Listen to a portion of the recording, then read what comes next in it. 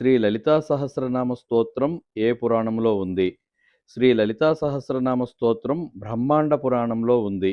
మొట్టమొదట ఈ లలితా సహస్రనామ స్తోత్రము చింతామణి గృహంలో సాక్షాత్తు జగన్మాత ఎదురుగా వసిన్యాది వాగ్దేవతలు పారాయణ చేశారు. తదనంతరం హయగ్రీవుడు అగస్త్య మహర్షికి ఈ సహస్రనామ స్తోత్రం తెలియజేశాడు. విద్యారూపిణి జగత్తును ధరించినది, సృష్టి స్థితి లయ కారకురాలు అయిన మహాత్రిపుర సుందరి వైభవము శ్రీ లలితా సహస్రనామ స్తోత్రము.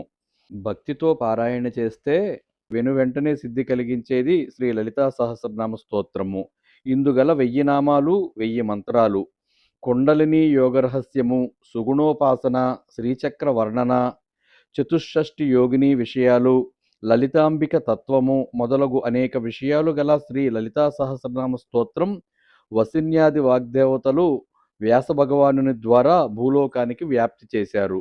అత్యంత మహిమ కలిగిన ఈ లలితా సహస్రనామ స్తోత్రము ప్రతినిత్యము పారాయణ చేసిన ఎడల ఎన్నో శుభప్రదమైన ఫలితాలు చేకూరటం తప్పక జరుగుతుంది.